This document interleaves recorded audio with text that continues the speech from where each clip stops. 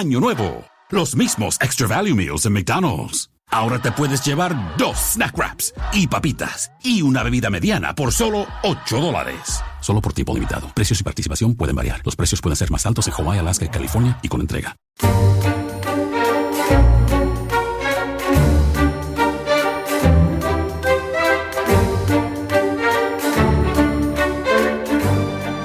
Suddenly, looking towards the forest, the Duke saw glimpses of English columns and a great glittering of spears. Spilling out from the trees, there came troops of men, and then, emerging into full view, an entire army. There was a hill near the forest, set beside a valley, and the ground had been left untilled because the terrain was so rough.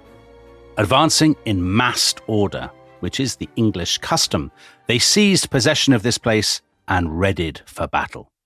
Ignorant of war as they are, the English scorn to ride horses, preferring instead to trust in their strength and stand fast on foot, and they count it the highest honour to die in arms in defence of their native soil, so as to prevent any foreign yoke being imposed upon it.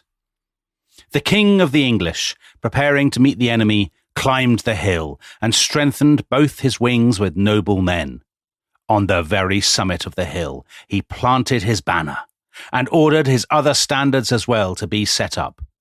All his men dismounted and left their horses in the rear. And then, taking their stand on foot, they let the trumpets sound for battle. So, that's a source called The Song of the Battle of Hastings, probably written within months of the battle, and we'll come back to exactly what that source is. But listeners who have stuck with us through this mighty series will remember that last time we followed the heart-stopping, blood-curdling drama of Harald Hardrada's invasion of northern England, and we heard how Hardrada was cut down and killed at the Battle of Stanford Bridge by the English king Harold Godwinson, formerly Earl of Wessex, in one of the greatest victories ever won by Anglo-Saxon, or indeed English, arms. So, Tom, Stanford Bridge was the 25th of September, and we heard how at the turn of October, Harold heard the terrible news of the landing of William of Normandy. And so now, less than 3 weeks later, he is at or just outside Hastings, and he is facing another mighty, epoch-defining showdown. So it's the 14th of October. Yeah. He is, of course, facing William of Normandy. And what follows is the most famous and arguably the single most decisive battle in all English history. Absolutely. And the one I would say that is most familiar probably to anyone who has even the faintest interest in history in England, certainly. And scenes from the battle will be familiar to most people who live in this country. The idea of the English battle line on Senlac Hill, this great hill outside Hastings, the Normans serried in their armour on their horses at the foot of the hill, the Norman knights charging the English shield wall, King Harold as the shadows lengthen over the battlefield as the sun sets in the west, struck by an arrow in the eye. And the accounts of the battle that we have, you mentioned one, possibly written only a few months after Harold's death, are detailed and vivid in a way that the sources for Stamford Bridge simply aren't. So we talked in the previous episode how King Harold's saga, the great account by Snorri Sturluson, dates to almost 2 centuries after 1066. But we have accounts of Hastings that are incredibly close to the battle. So most famously, we have the Bayeux Tapestry, which is not a tapestry, but a great embroidered cloth over 200 feet long. And it illuminates not just the battle, but the events leading up to it. We've already had reference to it, and indeed to its aftermath.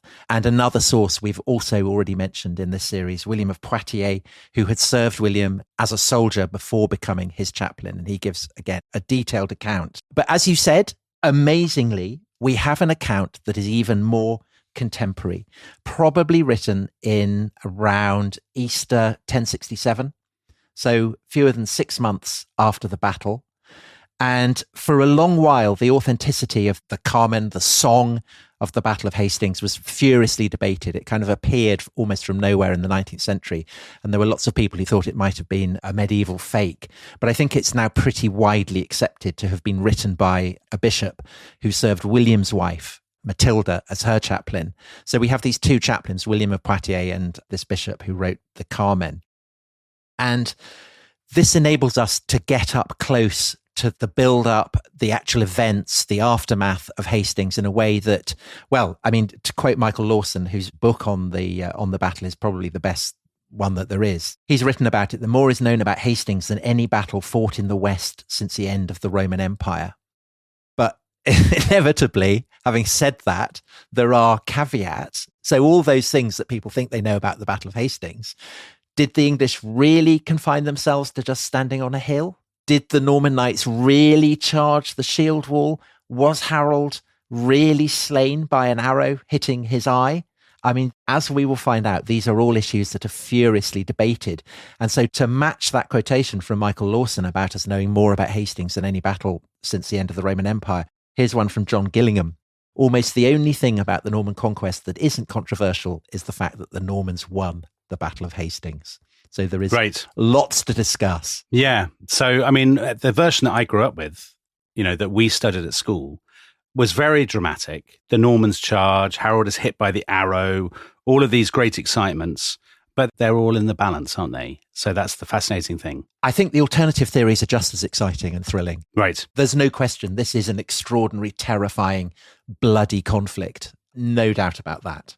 It's just that some of the details are up for debate, and we'll be looking at them. Okay. So let's pick up from where we left off with William before. So before we got into the story of Harald Hardrada, listeners may remember that we left William. He'd gathered his forces. He is this great name. He's a great draw. He's got people from all over France, hasn't he, to join his, I was about to say his crusade, and it does have a little bit of that quality. Slight quality, yeah. Right. But he's been kicking his heels in frustration on the coast of Normandy because, as this Carmen, this song describes, storms and ceaseless rain prevented his fleet from making the crossing. And obviously Harold had decided that William wasn't coming. So what changes? Well, I imagine that the news that Harold, across the channel in England, has stood down his men, has reached William. And it's 4 days after Harold has sent his men back to get the harvest in and so on the 8th of September. On the 12th of September, William decides, I think, that this is too good an opportunity to miss, even though the winds are still against him. And so he orders his fleet on the 12th of September to leave port and to sail out into the channel. But these winds, as we've said, are still contrary. They're still very, very difficult to navigate. And people may remember that Harold had sent his fleet back to London and it gets caught up in a terrible storm and large numbers of ships are shipwrecked. It seems that the same storms that damage Harold's fleet so badly blows William's off course. Some of his ships are wrecked, and the vast body of the fleet have to take refuge not in an English port, but in a port further up the French coast. So specifically a place called Saint-Valery-sur-Somme. So that's north of Normandy itself. Right. And it is closer to the English coast than William had previously been, but it is still separated from England by kind of 50 miles of storm-lashed seas. And William is chastened, I think, by the near disaster that his fleet has suffered. And so he decides he's not going to risk that anymore. And the contrary winds blow for a further fortnight. And this is a huge problem. He's no longer in Normandy for a start. So he can't command resources in the way that he'd been able to do previously. He's lost lots of his ships. His supplies are running out. There's all that issue with getting rid of the horse's urine, all that kind of stuff. So it's an incredible tribute, I think, to his powers of leadership that he does seem able to hold this expedition together. But you can imagine him. Well, in fact, he's described as looking up at the weathercock on top of the church in Saint-Valery, kind of, just waiting for the winds to change. And do you think he knows that Harold has dispersed the Fyrd? Do you think he knows that he's sent his army back to get the harvest? I'm sure he must have done. Right. It seems the only explanation for why he would have risked sailing out 4 days after Harold had done that. And also, it might be hard to muster another force in a year's time. People are like, what? They didn't even go the first time. I'm not going again. Yeah. I mean, I think he absolutely feels, it's now or never. And so on the 27th of September, at last, the weathercock turns. The winds have changed. The sea stands fair for England. And so William gives his men orders to embark. And at high tide, which is in the mid-afternoon, the horses are led up ramps onto the transport ships. The carman describes William's men rushing to take their places like a flock of doves heading to a dovecote. And just before sunset, the Norman fleet is ready to set sail. And William's own flagship leads the way. And this is a ship called the Mora, which is a gift from his wife. The stern post has a wonderful figurehead, the figure of a boy blowing a trumpet. And we're told a lantern was slung high on the masthead as a guiding beacon, and the sound of a horn signalled the advance. So William leads the fleet out into the darkening channel as the sun sets. And the Mora is a very streamlined ship. And in fact, it's so swift that by next morning, as the sun rises over the channel to the east, William finds that he's completely on his own. He can't see any other ships. And rather than panic, he displays immense sang-froid. He has a hearty breakfast, which we're told he waters down with wine. And by the time he's finished it, he goes back up onto deck. And there behind him is a great forest of masts. The Norman fleet is still with him, and on they sail to England. So that story seems to me to have the veracity of some of those stories that you have from Harald Hardrada in the Icelandic sagas. I mean, I know they're different literary traditions, but, the commander forged on alone. Then he noticed that nobody was with him. But he didn't lose his cool. He drank a flagon of wine and then continued, and soon his men caught him up. I mean, that feels like to me like, I think I've heard that story about 40 times about different people.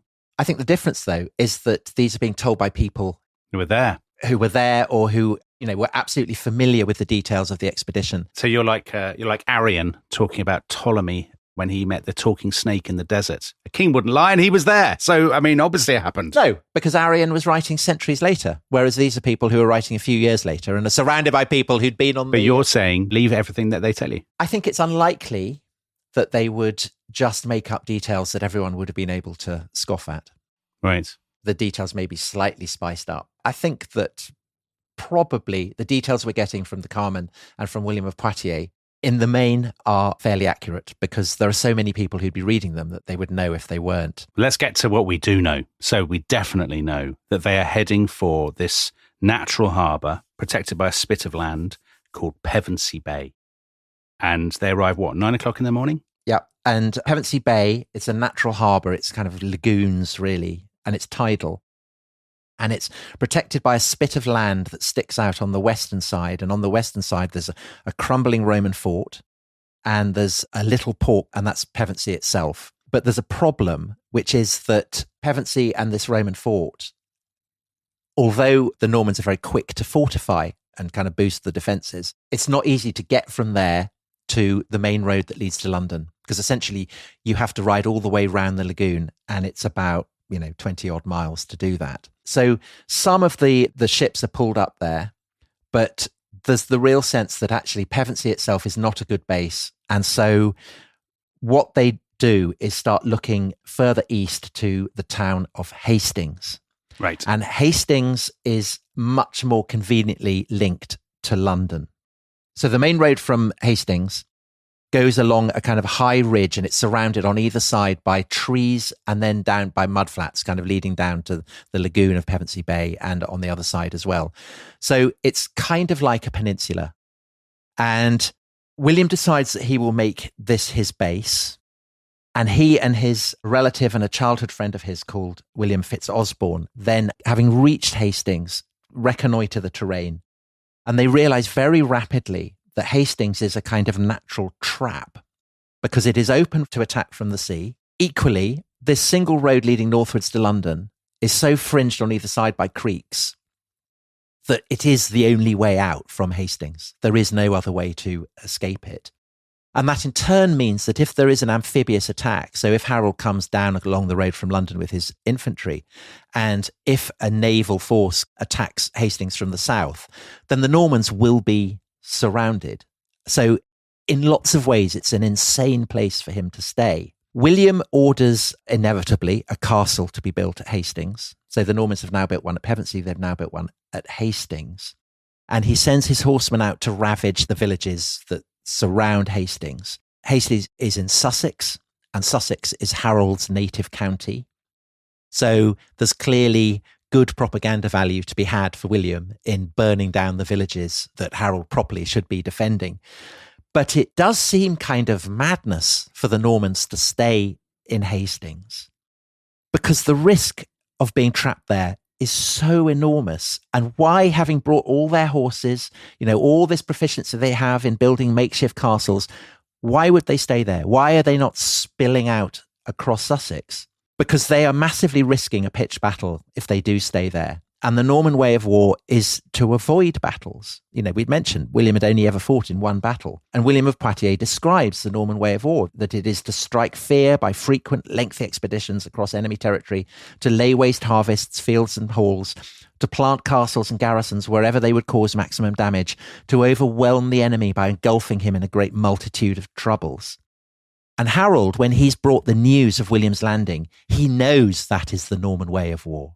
Okay. In that case, given that the Normans have this very tried and tested way of waging war that actually always works for them, why is William doing something so unorthodox? Why is he staying put, and why is he not going and harrying everybody and building castles and laying waste to the countryside and all the stuff that he would normally do when he was fighting in France? I think it goes back to what we talked about in a previous episode, that William knows the only way he can possibly secure the crown of England is by defeating and killing Harold in a pitched battle. And to draw Harold into a battle, he has to give Harold the serious prospect that he'll be able to wipe William out. So in a sense, what William is doing is offering himself and his army up as bait. And of course, it is a completely desperate gamble, because he knows that he's staking everything he's achieved over the course of his rule. In fact, he's staking his own life. But he has invaded England in the conviction that God is on his side.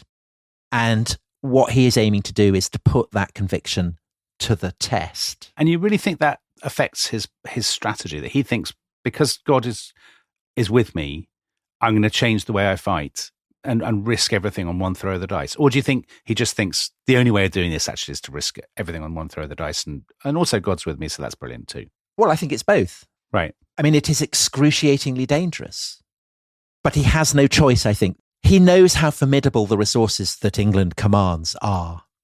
And he, I think, doesn't trust his capabilities to defeat them with winter closing in. So therefore, he has to have the battle.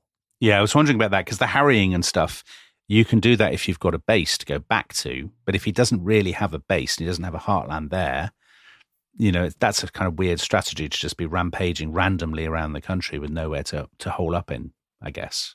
Right. He needs to bring the English to submit before winter kicks in. And there's a further dimension to this, which is that there's a kind of game of bluff and double bluff being played between William and Harold. Because, of course, Harold has been on a spying mission to Normandy. So he has seen the Norman way of war.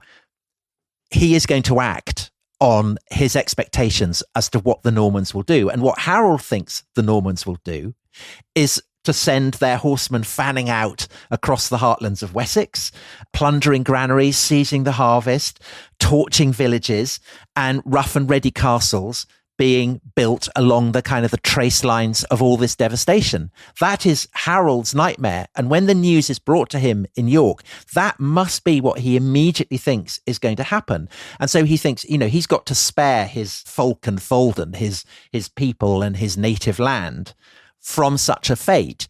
And I think it's possible to imagine that William is kind of outsmarting him and thinking, that is what Harold will think. That is what will draw him south. That is what will lure him into staking all on a pitched battle that actually Harold otherwise probably would not have risked. Right. So, because it does seem weird that Harold, when he's got his men are exhausted, the whole of the country is with him, that he doesn't just wait. And I suppose he's thinking, I just can't afford to have him rampaging around the countryside. And, and there's also this issue of the harvest, right? They haven't brought in the harvest, that everything is delayed. If people start to starve, then, that will undermine the legitimacy of his regime, all of that kind of thing. So that must be playing on his mind as well. All the sources agree that Harold returns from York at a pretty furious pace. And when he reaches London, he does not wait for troops that he has summoned. He's not prepared to sit it out. And both his mother and his brother Geirth urge him to delay his advance, but he won't. I think the reason for that is that he wants to keep William bottled up. And the reason that William is staying where he is because William is thinking that this is what Harold is going to be doing. Right. So I think William is outsmarting Harold. And so Harold, he has his brother Geirth with him. He has his brother Leofwine with him. I don't think he has Edwin and Morka with him. Maybe he does. It's not clear. Their presence isn't mentioned. Makes sense to leave them in the north. I mean, the north's only just been recaptured. Yeah, I think so. Anyway, he decides that he's going to accept the bait. He's going to go and confront William.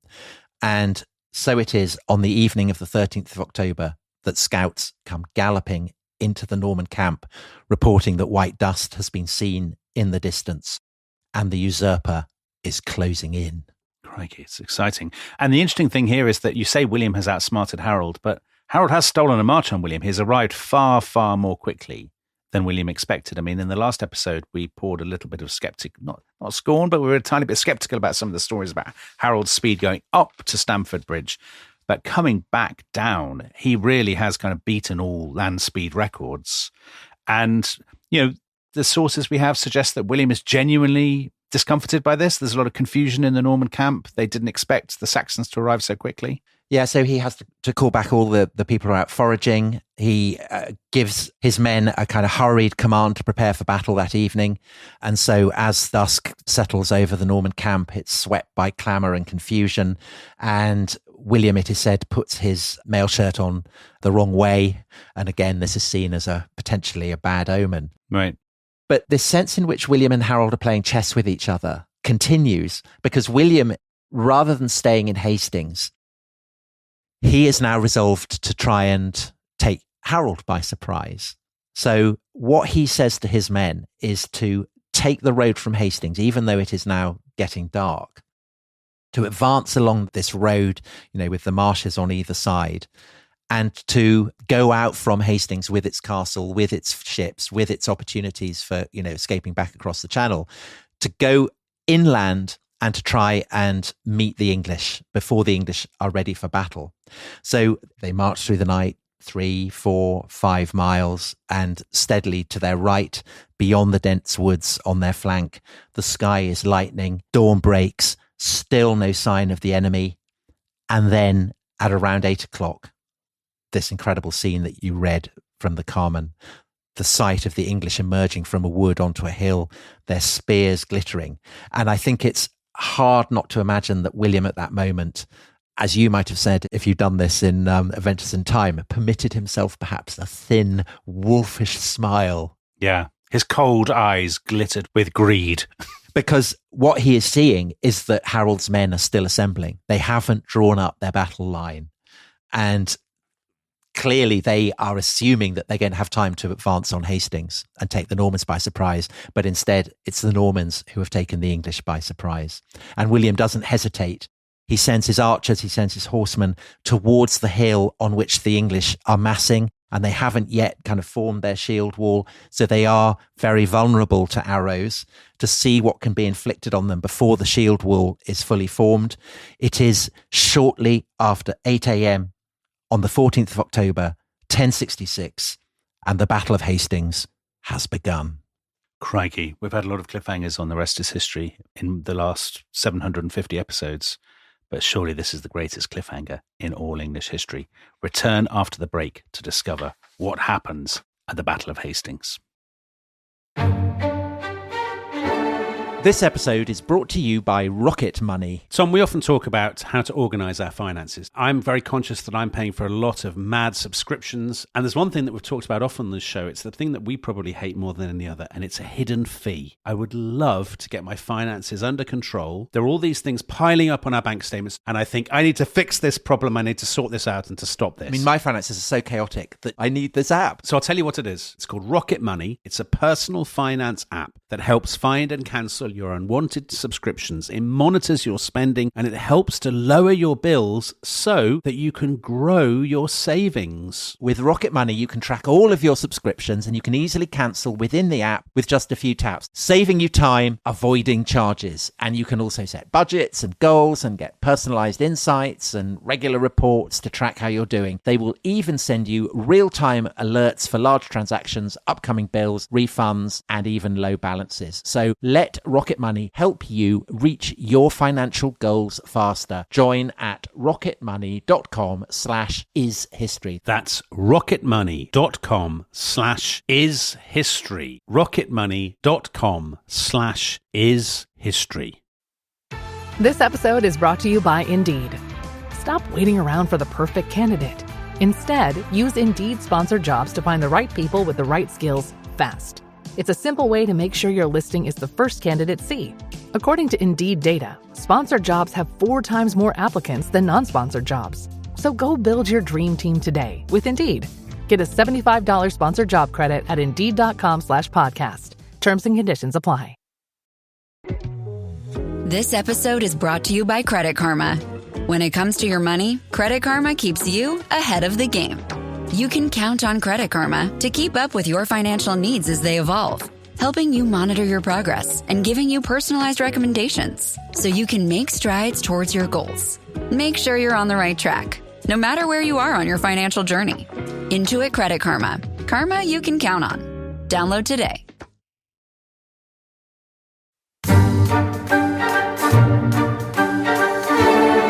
With everything hanging in ominous suspense, and the dread scourge of death still waiting to start its reaping of the battlefield, a Norman knight, great-souled and valiant in the extreme, rode out before the countless army of the Duke. He cried out words of encouragement to the men of France and dampened the spirits of the English. Then, tossing his sword up high into the air, he juggled with it. A certain Englishman, witnessing this solitary figure emerge from the serried ranks of the Normans and make sport with his sword, was fired with the ardour proper to a soldier. Scorning his own life, he sprang forward to meet his death. The juggler, who went by the name of Taillefer, spurred his horse forwards as the Englishman came within range. He ran the Englishman's shield through with his sharp-headed lance and hacked off the head from the fallen body with his sword. Then, turning towards his fellow warriors, he lifted up his trophy and demonstrated to them that they had had the best of the opening of the battle. All rejoiced, and at the same time called upon the Lord. So that, according to the author of the Song of the Battle of Hastings, the Carmen, was how the Battle of Hastings began. And again, Tom, it does have to me the quality of a story that I think I've heard many times before in battles stretching back thousands of years. But you are, for once, very unusual in your own episodes, you are less skeptical. Well, clearly there are problems with it, because we do know that the battle actually begins with William's archers raining arrows on the unformed shield wall of the English. Yeah. And as you say, Taillefer's juggling sounds like something that you get from a chivalric romance. And in fact, later accounts of it make it explicit. So one of them says that Taillefer sang before the Duke of Charlemagne and Roland, this great epic of chivalry and knighthood that was so popular in France, that he's consciously modelling himself on that. And this echoes a trend that you definitely see in William of Poitiers, who is always comparing William not so much to figures from chivalric romance, but to figures from antiquity. And later historians do that too. So William of Malmesbury, there's an absolutely classic example. He describes how William steps out from his ship, wades through the English waters onto the beach at Pevensey, and that as he lands, he stumbles. And a knight watching him says, "It's all right. Look, he is holding up sand in his hands. He has England in his grasp." And this echoes a scene from Suetonius' Life of Julius Caesar, where Julius Caesar does exactly the same. And it may well influence a similar story in Snorri's account of Harald Hardrada.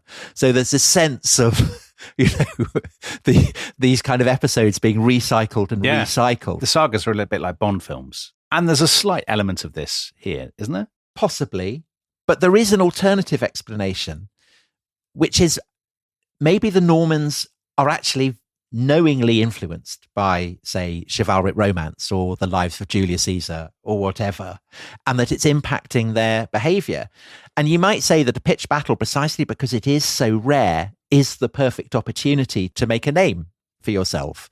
And again, just to reiterate, the Carmen is written probably only a few months after the Battle of Hastings.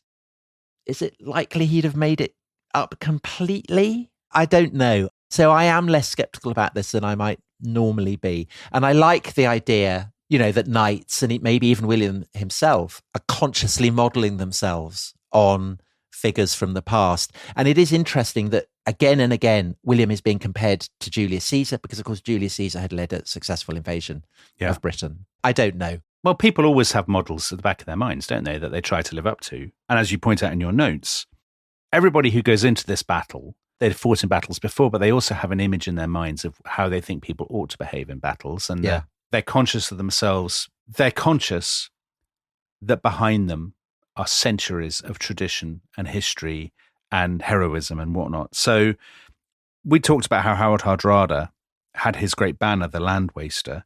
I mean, Harold Godwinson has his banner, and that in itself is a kind of, I don't want to say a kind of cosplay, but you have a brilliant banner because that's what you think people do. And he's got his fighting man, hasn't he?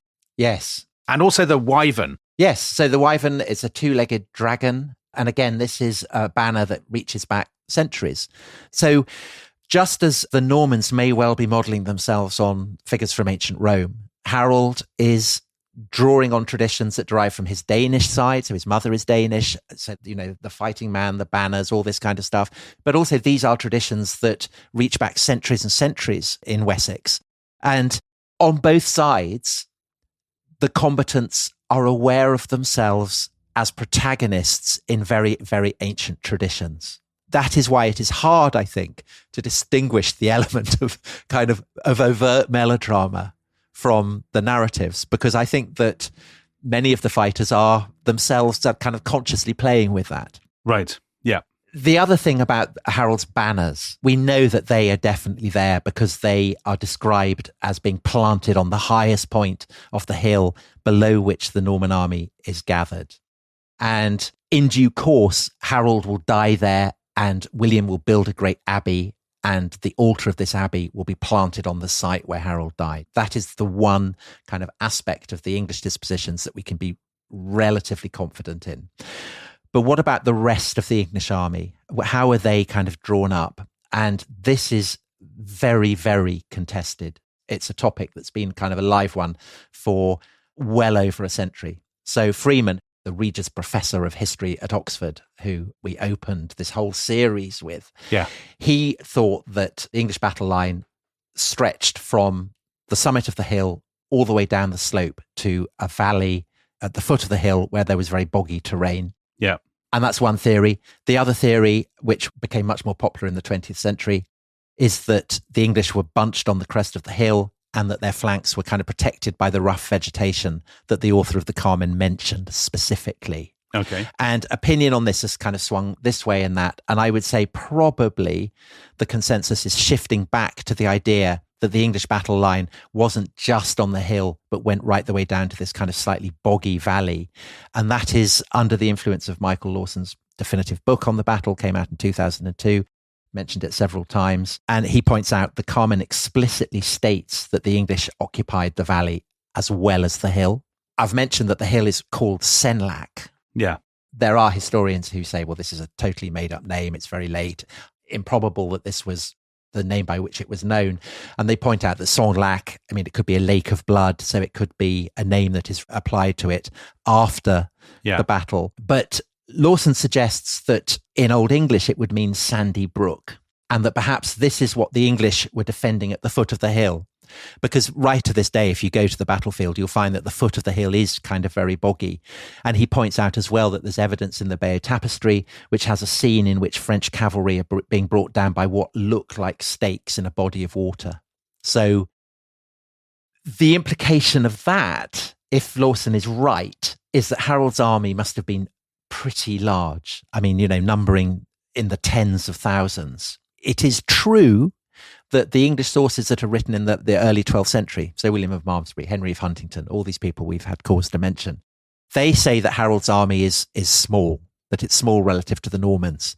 But I think you'd have to say they would say that because they don't want to admit that a large English army has been wiped out. Right. And it is certainly the case, as we've talked about before, that it is well within the capabilities of the English state to summon an army in tens of thousands. Yeah. And even though we're told that Harold, he didn't wait for all the men that could have come, even so, I think there's no reason to doubt that he could have been in command of a really sizable army. But the honest truth is that certainty on this is impossible. We just don't know. Do you know what baffles me about historians of battles? It's always baffled me. They hate saying, we don't know. They'll spend decades fussing about like where they're standing on this side of the field or that side of the field. I mean, come on, who cares? We know how the battle ended and that's what matters. I know it's a weird thing to say about other historians, but this sort of battle, this mad battle pedantry when you cannot possibly know just fills me with total bewilderment. Well, but I think also with Hastings, there is one thing that we definitely know, which is that the English have occupied a position which William and his forces find impossible to outflank. So I think that's kind of the debate. You have to explain how and why that is the case. Right. Because clearly that is the key to the whole course of the battle. The English are on this hill, right? And dislodging them is going to be a hell of a job. Plus, so if they fight and it's inconclusive, which a lot of battles can be quite inconclusive, can't they? That's a bad blow for William because he really only has one go at this. Effectively, Harold has then won, I think. Okay. Yeah. Oh, this is such a tragic story, this is. So the job of the English is to hold the hill. Yeah. And by holding the hill, you're blocking the advance along on the road to London. Yeah. You're bottling the Normans up. And if you hold the hill, then you can wait for reinforcements. And you can wait for that fleet that is sailing towards Hastings. There must be a part of you, Tom, that's tempted to change the end of this story. Just it makes it a better episode. Well, we'll see. There are twists still to come. But clearly, the Normans know this, and they know that their job is not just to clear the English out of the way, but I think specifically to kill Harold, because Harold is the key. Eliminate him, and then the way to the English throne is open for William. And everything that happens on the 14th of October 1066, this terrible blood-soaked day, I think is determined by those two mutually opposed objectives. And the key to the English defence is something we've already mentioned. It's this shield wall, trained infantry, probably several, maybe many ranks deep. And certainly in the front line of the shield wall, the English infantry are at least as well armed and armoured as the Normans. So they've got spears, they've got swords, they've got their famous axes. They're wearing chainmail, helmets, shields. And even though many undoubtedly do fall to the Norman archers as they're struggling to form their shield wall, once they have taken up position, once those shields have been locked, then their position is pretty formidable. Yeah. And, it's kudos to the Normans because they're at the foot of the hill. They've got to go up this very rough terrain. There's this shield wall. They know how formidable English infantry is. Blaring of trumpets. The English are beating their weapons on the shields. They've got their brilliant war cry of oot, oot, oot. Right. I mean, terrifying. Like a Canadian trying to say the word out. Yes, ice hockey team. Yeah. So what are the Norman tactics faced with this? They obviously have their war trumpets too. They have their battle cry, Deus A, which is kind of basically God's on our side. I think is less intimidating than rubbish myself. And also William has two particular divisions, two particular types of men that Harold doesn't. So these are archers, including crossbowmen. The English don't have crossbowmen. They don't seem to have had many archers. Certainly on the Bay of Tapestry, there's only one English archer. And of course, the Normans have cavalry. And as the author of the Carmen said in that opening passage, they have left their horses at the rear. So they have horses for riding to battle, but they don't use them actually in battle. And the traditional understanding of how Hastings plays out is that the archers fire volleys at the English lines. Presumably people fall And the cavalry then charge up the hill to try and inflict damage on the kind of the resulting gaps in the shield wall. And this is what is shown on the Bayeux Tapestry. It's what's shown in the Ladybird book, which was my kind of introduction to this. Yeah. It's pretty much taken for granted that this is the rhythm of the day.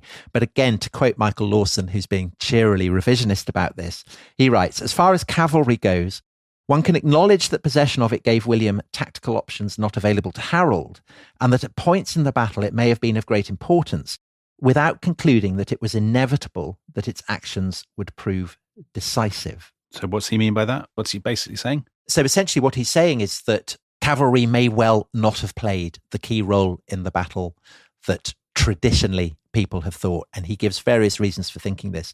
So the hill is pretty steep.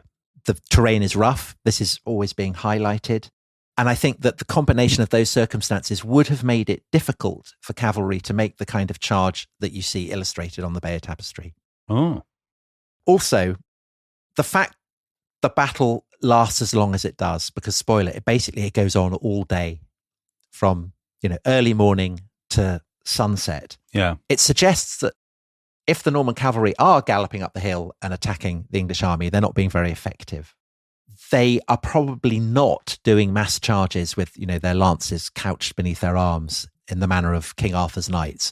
That's a style of fighting that hasn't yet been perfected. And also bear in mind the horses are not wearing armour, so they are very, very vulnerable to, if they're going up into close quarters, you've got all these kind of terrifying people with their moustaches and their axes. Right. There's only so many times you can coax a horse up a hill to charge the shield wall. I mean, I would guess the number of times is probably one. And so the implication of that is that actually Hastings may have been much more of a clash of infantry against infantry than has traditionally been assumed. So again, to quote Lawson, could it be, despite the prominence given by the Bayeux Tapestry to the French cavalry, that Hastings was so long and hard fought because much of the day was taken up by struggles between dense bodies of infantry on both sides, of a type with which the Anglo-Saxons had long been familiar, and because the Normans had retained their Scandinavian ancestors' practice of deploying their foot soldiers in this fashion too? Again, we can't know for sure, but when you read it, you think, yes, actually, that does instinctively make sense, simply because the battle goes on so long. Yeah, that does make sense. And so what we can say plausibly about the battle is that for hours and hours, it's like a sort of a cross between a battle and a rugby match, or sort of old-fashioned, that kind of football that people play in kind of Derbyshire villages where everybody dies, where for hours and hours, the Normans throwing themselves against this shield wall, and the English shield wall is basically holding firm. And it's just a grueling battle of it's World War I, but fought out in the 11th century, kind of a grueling battle of attrition. And, plausibly, it could have ended in a stalemate, but it doesn't. And part of this is because, there's this very famous scene. So tell us about this very famous scene, which involves a lot of helmet removal. Right. So the basic rhythm of the day, as you said, is not in dispute. William of Poitiers sums it up that it was an unheard of kind of combat, with one side launching ceaseless attacks and manoeuvres, the other standing firmly as though rooted to the ground. And I think the sporting metaphor is very good. It's a football team, solid wall of defence trying to keep out strikers. It's, all of that. But as you say, there are then two dramatic developments. And the first of these, we don't know exactly when it occurs, but presumably after a good deal of fighting. William's left wing is in trouble. It's flagging against the English battle line, and it starts to break and run down the hill. And at the same time, a rumour sweeps the Norman lines that William himself is dead. And William rides up to where his men are running in rout down the hill, and he supposedly takes off his helmet. He cries out that he is alive, and he manages to halt the rout. And William of Poitiers, writing about his hero, says that he strengthens his men in resolve, and they then return to the attack with renewed vigour. Right. So that seems to have been a genuine rout. But then following that, the French lines, the Norman lines, they seem to break again. And this happens twice. And these two breaks, we're told, are feigned. They are designed to lure the English out of position so that the shield wall is broken. And sure enough, the English, rather than holding to their defensive positions, think that there is a chance to finish the battle off once and for all, and they follow the retreating enemy down the side of the hill, but it's a trap. Their ranks are broken, and they are now easy prey for the Normans on their horses. And this is where cavalry really comes into its own. And perhaps thousands are killed. I mean, we don't know, but certainly the slaughter is very great. And this is the great error the English make. And it's an error that people may remember we did an episode on the Battle of Tours, where Charles Martel and the Franks are praised for not breaking their line, even though they know they've won. And likewise at Agincourt, Henry V does not let his line break. He keeps his men to their positions. When you're holding a defensive position, breaking that defensive position is to give the enemy the chance of victory. And that is essentially what seems to have happened. And presumably this is happening in the late afternoon, because we know that as the shadows lengthen, as the sun starts to set, the fighting becomes more and more intense.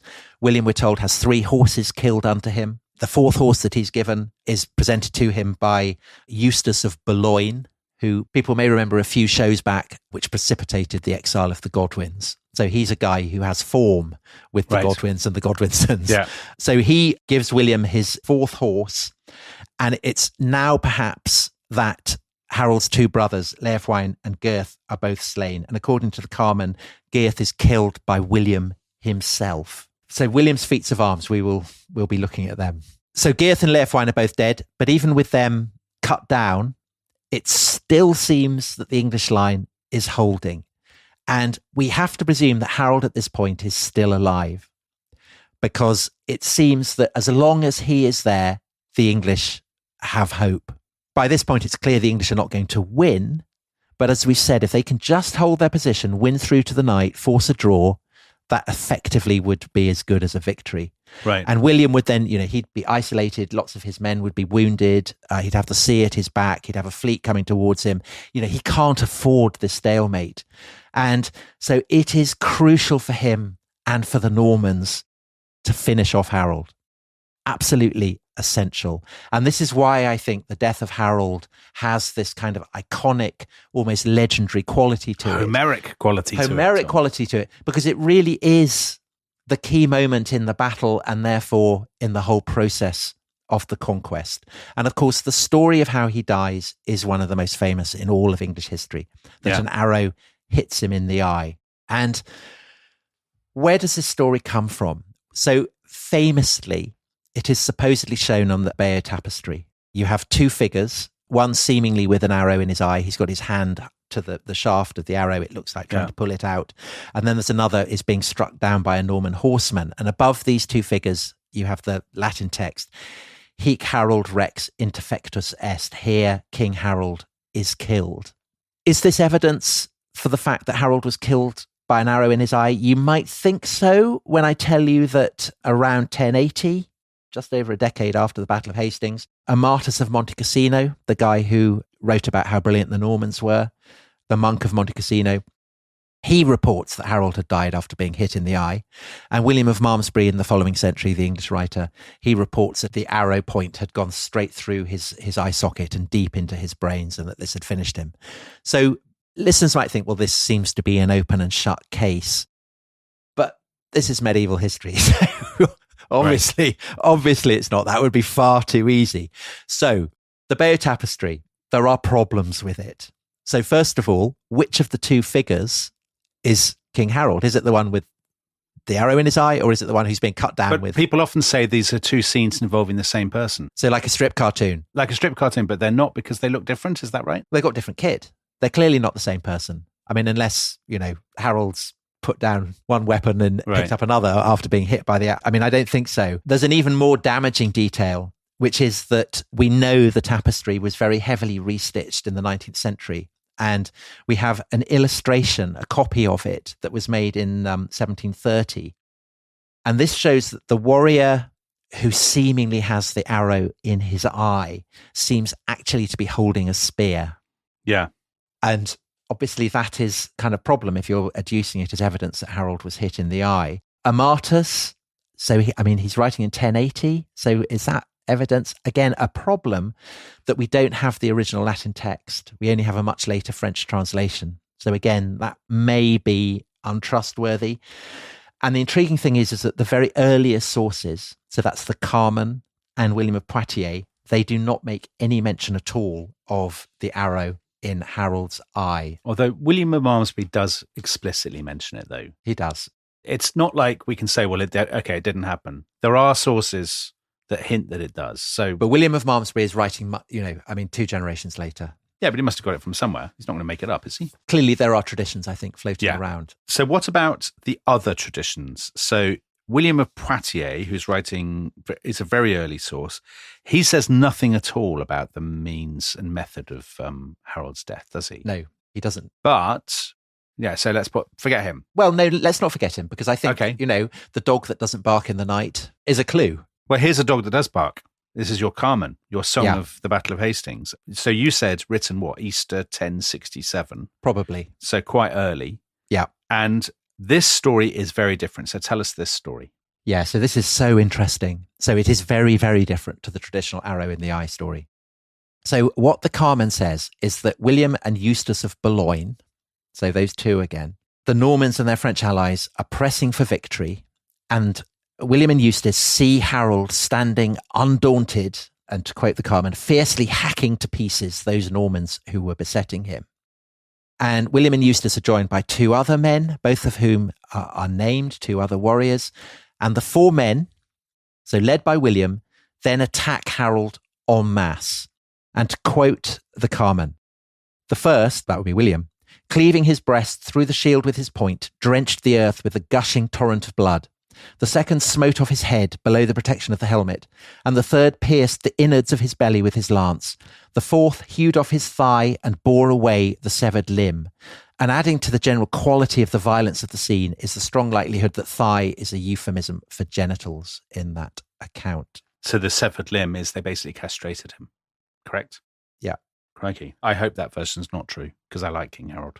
I mean, what are we to make of this? It has to be said that this account has been widely discounted on the basis that if William really had taken part in this attack on Harold and felled him, this would be a feat of arms to be bruited across not just Normandy, but the whole of Christendom. But there is a slight issue, because actually, is it the kind of feat of arms that William would want to be promoted and sung about? So one historian who did trust the story in the Carmen, who did believe it and was utterly disgusted by it, like you, Dominic, was our old friend E.A. Freeman, the Regius Professor of History at Oxford in the late 19th century. He wrote this great 6-volume history of the Norman conquest. And in his 3rd volume, which recounts the Battle of Hastings, he observes that William himself seems to have been ashamed of what had happened. And citing William of Malmesbury, Freeman writes about the mutilations inflicted on Harold. He writes, "Such was the measure which the boasted chivalry of Normandy meted out to a prince who had never dealt harshly or cruelly by either a domestic or a foreign foe." I mean, the Welsh might disagree with that, but whatever.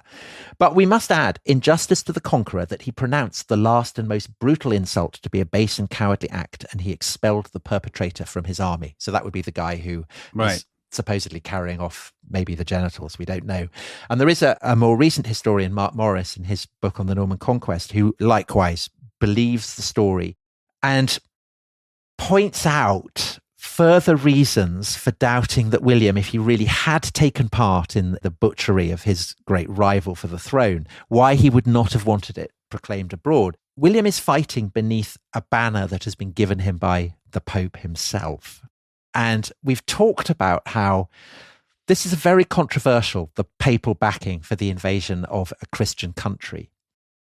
And for William to cut down and butcher an anointed king would only have enhanced the criticisms. Dominic, you described the death of St. Olaf, the martyrdom at Stiklestad. Yeah. And actually, the description of the death of Olaf at that is very similar. Yeah. Surrounded by his enemies, Calvarnison, Thorre the Hound, with his magic cloak. They stab him and the bloke plunges a spear into his leg and then his shoulder and all this. That would be an interesting claim. Do you think that the death of St. Olaf is modelled on the real-life death of Harold? I think that it's reminiscent of a kind of brutality, a style of fighting that was celebrated by the Vikings and is still being celebrated in the sagas in the 12th and 13th centuries, but is no longer celebrated in a Latin Europe that has become increasingly chivalric. Right. William is behaving like a hero from a Norse epic in the Carmen. He is not behaving like a chevalier. And I think that you could see, therefore, that there might be reasons why in the wake of Hastings, he might have wanted to cover it up. And this may even be a reason why the Carmen is, ends up buried for as long as it does. It's a bit of an embarrassment. The author hasn't got the memo. Personally, I think the Carmen's account, again, it's the earliest, is likelier than the fact that Harold died with an arrow in his eye. It's ultimately not as good, though. The arrow, we love the arrow. I suppose, but the quality of brutality, is very, very true to the brutality and horror that is the fate of the English in the battle. Because with Harold dead, the English are clearly defeated. And the strong probability is that it's going to be difficult for the English to carry on the fight now against the victorious Normans. Yeah. You'll note that I heroically resisted the temptation to open this episode with a reading from Millennium, but I can't resist the temptation to finish it. So go for it. We don't know how Harold died exactly, but one thing is certain, that Norman horsemen, trampling Harold down, left him as just one among a heap of corpses piled around the toppled royal banner, just one among the fallen on a day of slaughter fit to put even Stamford Bridge into the shade.